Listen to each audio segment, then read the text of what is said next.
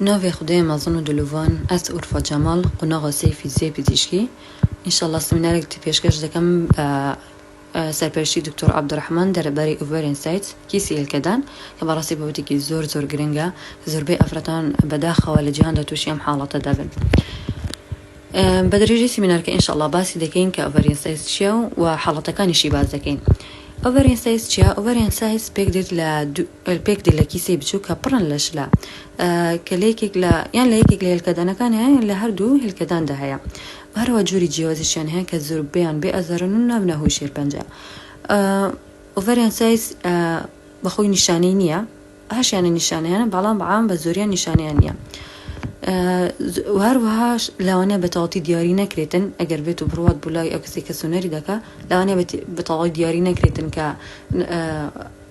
اوورین سایسیا کسی الکدانی هیا لوانه هی بیت بلام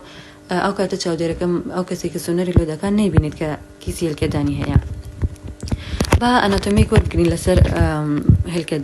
هلکدان بخود دو پیک دین لدو ارگان لهر دو لای الرحم ده هیا فانکشن یان دو فانکشنی هیا برهمینانی هلکا و اروها دردانی او هورمونالن دردانی هورموناکان که استروژن و پروژسترون که صوری مانگانی افرادان رک دخن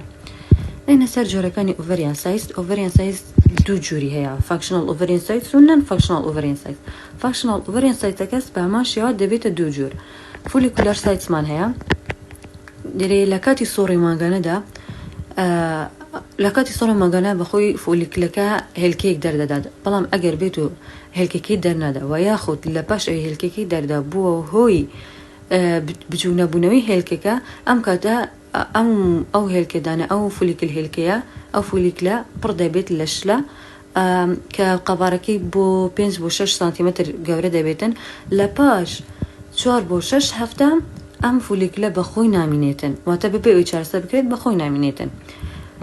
کورپوس لوتین سایتس مان هیا او کمتر باوا بلام فولیکل سایتکسا زیادتر باوا ام جورا ام کورپوس لوتینیا اویش با ماشیا لپاش اوی که الکه در دريتن برده بیت لشلا لجيت اوی که بشکت بتویتو لنا رحمکا زیاتر گەورەتر دەبێت لە چاو کۆرپۆسکولار لە چاو فولیکولار سایتسەکان ئەوانە زیاتر گەورە دەبن و کاتێکی زیاتریش دەوێت تا ئەو فولیکولار دەڕۆتن بەخۆی فولیکلەکە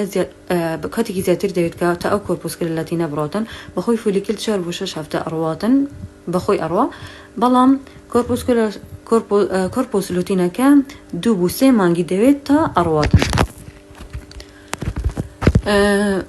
دين سر جوري دوميان نون فانكشنال اوفريان سايز اوش سي جوري هي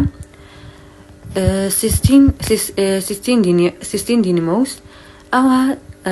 لسر روي هالكدان دا دروز دابيت كبردا بيت لشلا يعني بشليك وكو بلغمي لنا دروس ابيتن دين مسايت سكان يعني تيراتوماس بوچی پیدا در مسايت سكان بخوي او خانه لخانه که دروز دابت او خانه برپرس لدروزبونی پیست و قجو ددانه کن بلام لیره دا او لنا هلکدان دا دروز دابتن او خانه دابت هوی گوربونی هلکدان دابت هوی گوربونی یکی لهلکدان که گور دابتن یان قجی لناوه یانیش جوری جوازی ددانی تیا ددان یان اسکی بچوکی تیا وهرواش لوانه عندك رنگی زرد او بيتن وخوي لرسمك لي رباني سكينه جوانتر ديارا ها ديرم سايت سكانه دبينين عندك موي لناوا انا زيتر مويان لناوا لين سر اندير موتوريس اوش عينا بردا بيت لشلا ام شلايا زيتر خويني سوري مانغانيا ارا لوانه بيتا هوي نخوشي اندير موتوريسس ایرش جور جایزه کنیتی سیرکه اما زور بارونی دیاره که هلکدانی او کیسه جوری کیسی ایندیم ماتوریما که پرالش لب خوی سوره همین سوری خوینی سوری مانگانی لناوا اروا اوانی دیکش اینن او فولیکلگان اوانن فولیکلگانن سیرکه فولیکر سایتسکان شیوان چونه و اروا کورپوس لاتینکان شیوان چونه دین سر نشانه کانی مراسي زور نشانه هي والله من قرن كان مخصصرو لو أنا أو كسا أفرتك لكتي جودبون دهز بأزار بكاتن راه نخوشك لو أنا توشي نخوشي تنس موز بيتن وراه لو أنا نخوشك هز بأوصاني بكاتن زوجش دبيته هوي هر سنة كردني خواردن يعني جدلك زي ورشانة وزورك لأفرتان هز كردن بزوزوي ميز كردن دكاتن چونکە ئەو پرێژەرێک ئەو هێلکەدانان پرێژەرێک دەخەنە سەر حوزەکە دەبێتە هوی زوو میزکردن وهروەها کیسە هێلکەدانەکان لەوانەیە بنە هۆی نەزووکی هەروانیش قەڵاوی و زیبکە و دۆخستنی کەمی سووری مانگانە وهروەها ناڕێکی سووری مانگانەش بە هەمان شێوە دەبێتە هۆی دەردانی خوێن لە زێ و یعنیش لەوانەیە زۆر بکەین بکەیتەوە سووری مانگانەوە تا کاتێکی زۆری پێ ئەچێ اینجا کەوێتە سووری مانگانە دێنە سەر دایگنۆستەکەی با پێلفێک ئیگزامینێشن دەتوانین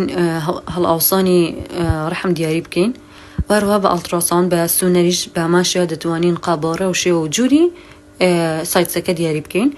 ئەگەر بێت و نەمانتوانی بە ئەڵتراساوند دیاری بکەین ئەو بە MRI و CT سکان ئەو کاتە دیاری دەکەین وهروەها بڵەد تێست ئەو کاتە زیاتر بۆ ئەوانێک کە تووشی نەخۆشی سەرەتان بوونە سەرەتانی ئۆڤەریان ئەمە زیاتر لەو کەسانەدا ڕوودەداتن کە گەیشتونەتە تەمەنی بێئومێدی ئەو ڕفرەنسەکان زۆر سپاس ئێشەڵڵا بە هیوای سوود ئینشەڵڵا هەمووتان ئیستیفادەتان لێ کردبێتن